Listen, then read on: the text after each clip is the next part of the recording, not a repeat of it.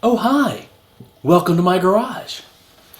So I want to talk to you guys a little bit about Black history and why I think Black history is awesome, but Black History Month is stupid.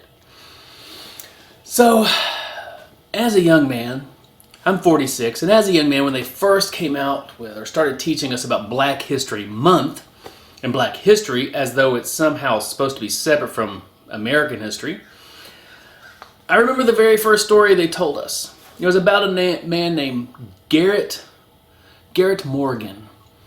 And they told us that Garrett Morgan invented the stoplight.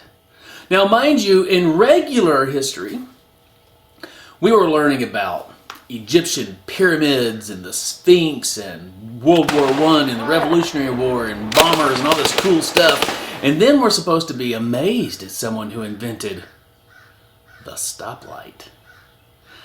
It was boring. Boring, not because Garrett Morgan was a black guy, but because inventing stoplights is boring. And then, later years, I learned Garrett Morgan didn't actually invent the stoplight. He modified the stoplight so that it had a warning between the green and the red. So it was dishonest, wasn't true, and boring. And then to make matters worse, once you dig into Garrett Morgan's past, he's a pretty cool guy. And he did invent something that was very interesting and arguably better for America, but had a bigger impact, and that was he invented one of the first gas masks. Like as in the one they wore in World War I, the hood with the things, looks cool. Like if you're going to get kids, little kids, 12, 13-year-old kids, and interested in anything, history, black history or otherwise, pick something interesting. Don't pick a stoplight.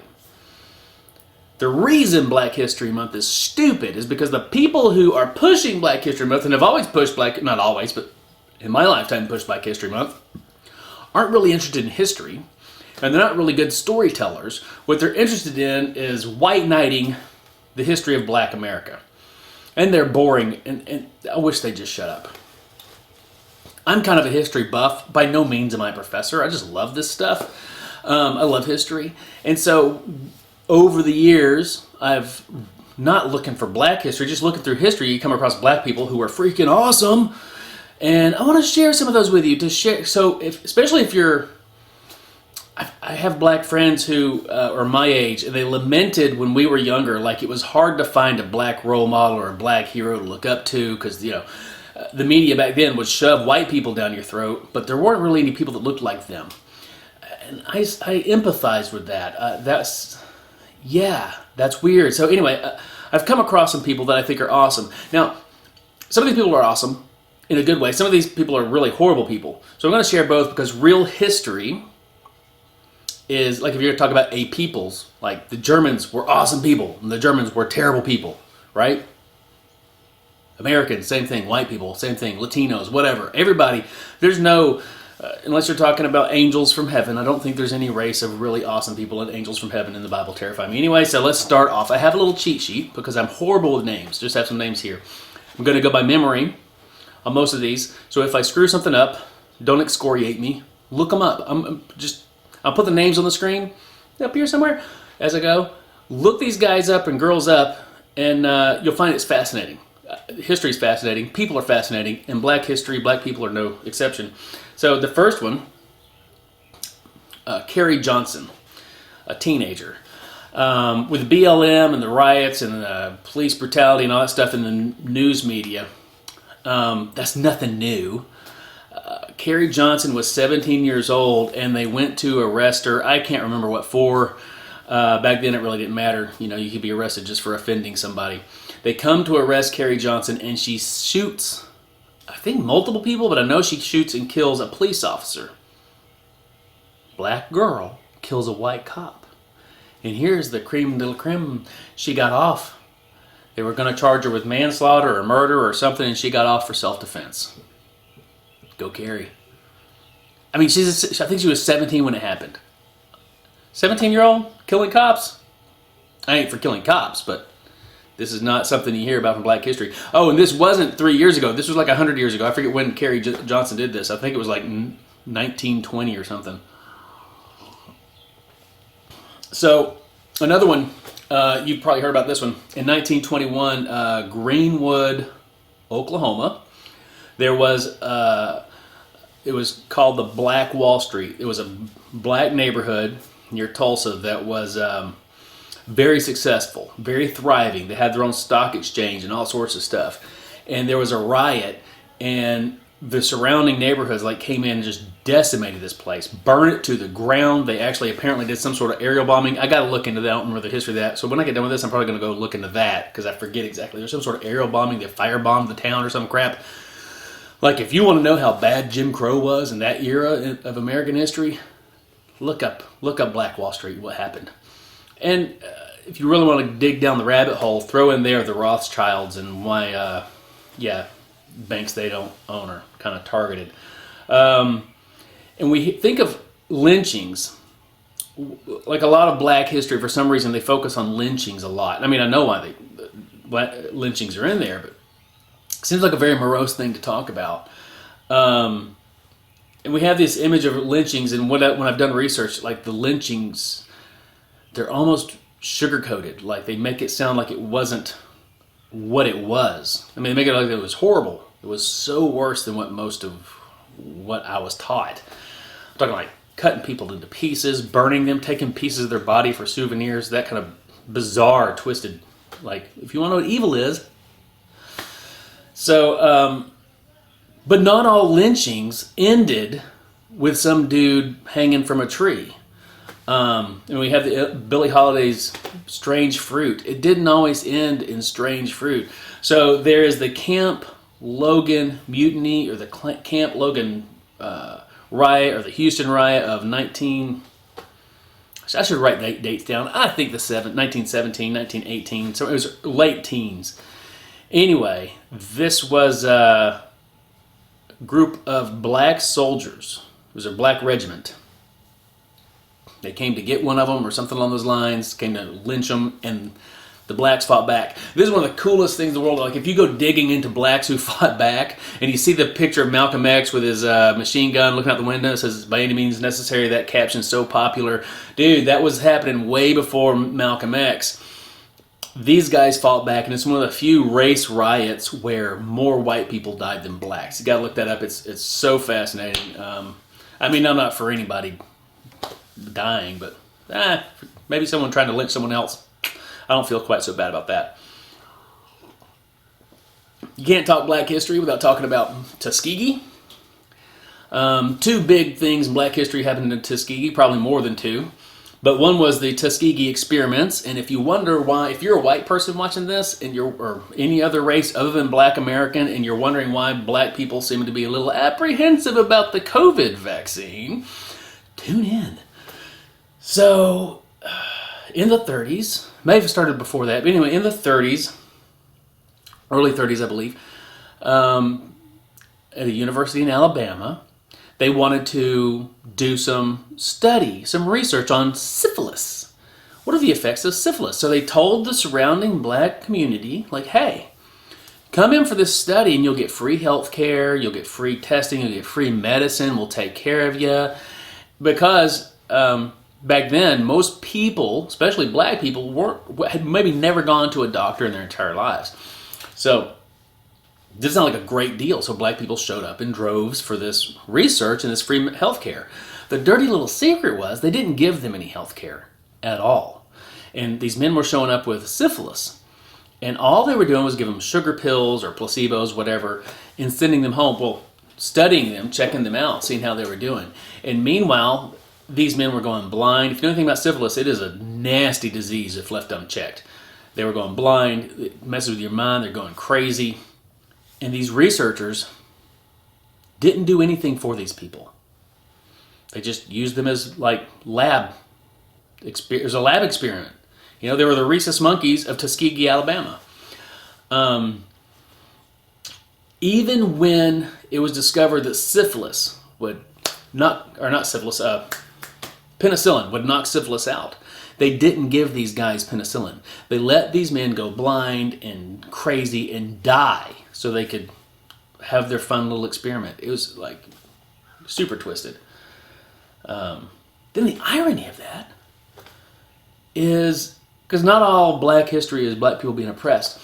The Tuskegee Airmen. So in World War II, they were, the military was still pretty segregated, and especially they didn't want to teach black soldiers how to fly, but, they started running out of white people to send over there, so they decided reluctantly to let black people learn how to be pilots, to train them to be pilots.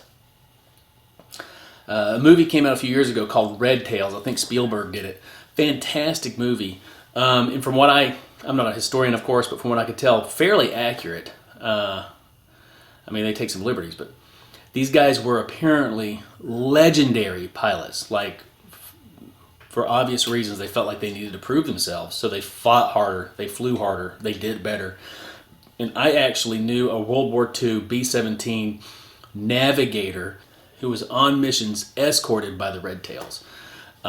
And he spoke about them with fondness, like you wanted the Red Tails. And then he told me that story before the movie came out. I didn't know what the Red Tails were. He had to explain that whole thing to me. Those were the Negro pilots. I really wish we'd get over this whole renaming black people. Because I look at old videos of MLK and whatnot, and they refer to Negroes. And then if I accidentally let that slip out, I'm some sort of planner. So yeah, look up the Tuskegee Airmen, Red Tails. Look up that movie. It's great to watch. And when I say like not all black history was oppression and whatnot, black people didn't just exist as slaves. Like that's not the lineage of black America. It's not just they were slaves and then they were emancipated in the Civil War and went through Jim Crow and Civil Rights Movement and all that. That's the bulk of the timeline perhaps, but that's not the only timeline. Like the Wild West. There were black people in the Wild West. There were black cowboys who, I guess people really didn't care if they were black. I mean, sure they did. There were bigots in all different stripes back then. But there's a lot of black cowboys you can look up. But one that I jotted down is Nat Love. And if you read some of his stories, there's books about the guy. There's interviews from him that you can look up and find. And, I mean, you might as well be reading about, Wild Bill Hickok or Wyatt Earp or any of the other multitude of cowboys. And the only thing that makes Nat Love different is that he's black. But if you're talking like my friends who would say like it's hard to find a black role model or find black people who aren't stereotyped, pigeonholed, hey, there's one to look at, I mean, if you got a little kid and he wants to dress up like a cowboy, dude, there's historical truth to that. There were black cowboys, there were Chinese cowboys, there were Latino cowboys, or of course, Mexican cowboys, and white cowboys, whatever. Okay, so not all black history is good history. Just like if you look at white history, there's a lot of monsters out there. There's a lot of monsters in black history. I mean, the whole way black people got to America, a big part of that was black slave owners, kings in Africa selling stock and then eventually harvesting stock, as in harvesting other blacks from other tribes to ship here. Look into that. That's fascinating. There was black slavery in Africa before the white people, the Europeans, showed up. But then when the Europeans started, created a market, lack of a better word, for slaves, then powerful kingdoms started invading other territories to harvest those territories for slaves to sell to the Europeans, to ship to the Americas and to Europe and to Brazil. Like, I don't know if you guys knew this, there were slaves in Brazil, which is a horrible place to be a slave, in Mexico and all over Europe, the Mediterranean, the Middle East, all over the place. Anyway, it was like for a few hundred years, Africa's primary export, not primary export, but one of their biggest exports, it might have been their primary export, I don't know, was slaves. Anyway, horrible stuff, but not my point. That was a long squirrel chase there. Not all black history was the black person is the oppressed and the black person is the victim and the black person is the good guy. So look up some of these names. So I'm going to start with kind of it's funny, it's not funny. Depends on how sensitive you are about this. So there's a woman I think it's hilarious myself. Look up Dilsey Pope, Dilsey. Well, I'm going to put the names up here. Dilsey Pope. She was a free black woman in Georgia. And yeah, there were free black people back then, because you would never know that if you just followed the canned history lessons. She's a free black woman Columbus, Georgia, I think. And she fell in love with a black guy. He's a slave. Couldn't marry him. He's a slave. He's property. So Dilsey does what Dilsey does. Dilsey buys him from his white slave owner, his white master. Buys him and marries him. How awesome. How romantic is that? That's so sweet. Until they had a fight. And Dilsey sold her husband back to a slave master, a white slave master. And then when they reconciled, she wanted to buy him back, but she couldn't. And I mean, it's funny, it's tragic, but there's like, what that does for me is like I had this image in my mind of like all black people were on slaves or on plantations, they were all slaves, and I had this idea they're somehow segregated and lived in cages or something. But this guy, for however it worked, had enough freedom to meet and court and fall in love with Dilsey. Like, how'd that even work? I don't know. You guys explain it to me. William Ellison. Now, when we talk about Black history in America and the plantation life and all that stuff, we usually think, especially if we talk about the evil plantation owners, like in that Quentin Tarantino movie, we think of those guys. It's always a white guy. William Ellison was apparently among the nastiest slave owners. He was actually an illegal slave owner in that in the South, when he was doing it, breeding slaves was illegal. Like to breed slaves the way you might a dog or whatever to get a better crop and then to sell those, to market them, that was very illegal.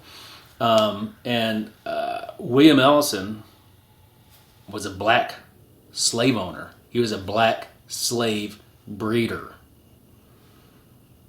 Let that sink in how evil this dude must have been. He was apparently very brutal and very successful, very wealthy, plantation owner.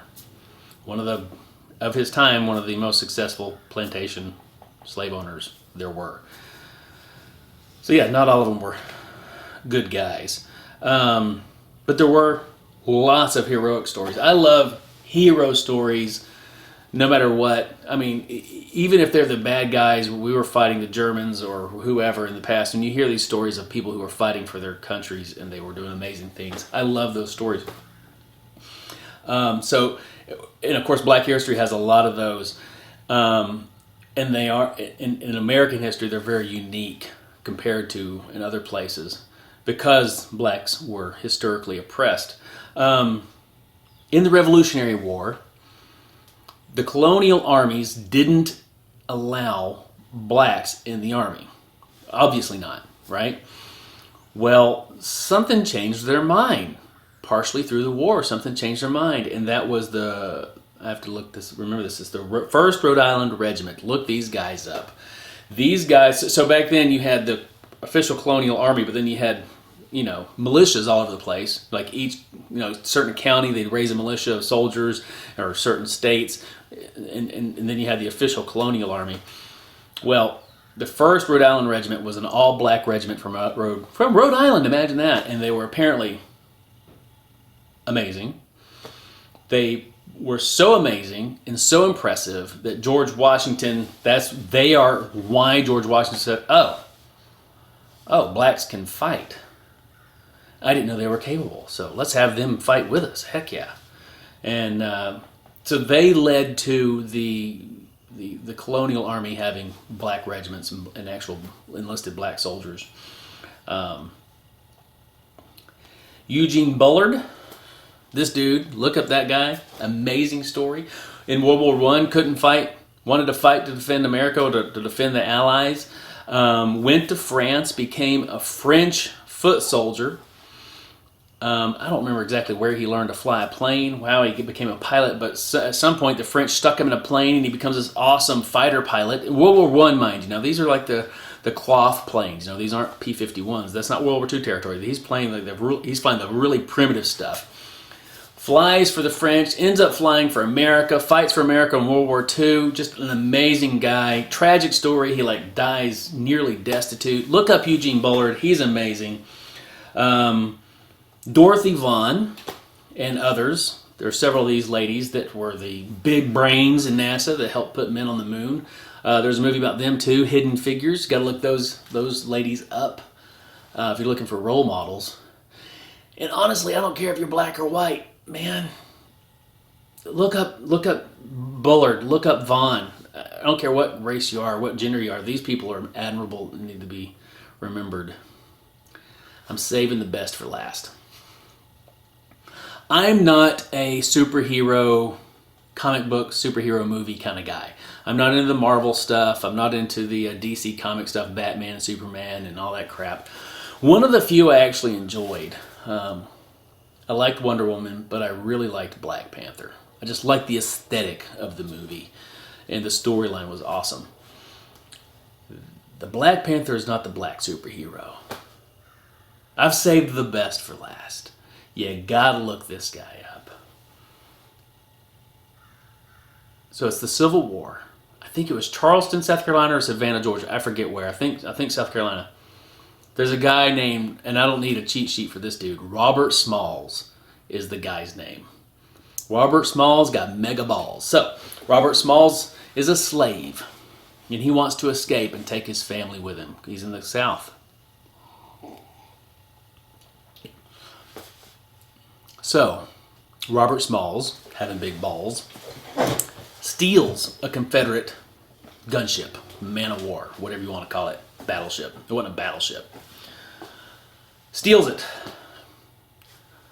Has his family and friends meet him at an appointed time. He goes and picks them up in this stolen ship, runs full steam out of the port through a Confederate blockade, runs up a white sheet or a white flag to surrender into the Union blockade.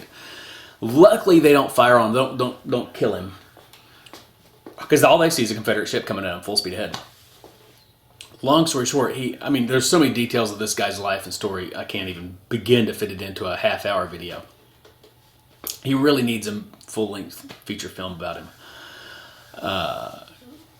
Makes it to the Union lines. Eventually, they enlist him, not actually as a soldier, kind of like as a civilian. Not even, they won't even call him a pilot because he's a black man. So pilot's like a high rank. They probably call him a wheelman or something like that. Anyway, Robert Smalls uses the ship he stole to fight the Confederates. Right? Steals their ship, turns it around, and fights the Confederates with it. And he's very successful. He does over a dozen missions against the South. And he's fantastic. He's like legendary. And mind you, if he had been caught, they would have killed him. And he was fighting, he stole the ship to get free, and now he turns around and comes back. This is the stuff of superheroes, right? This is stuff of legend.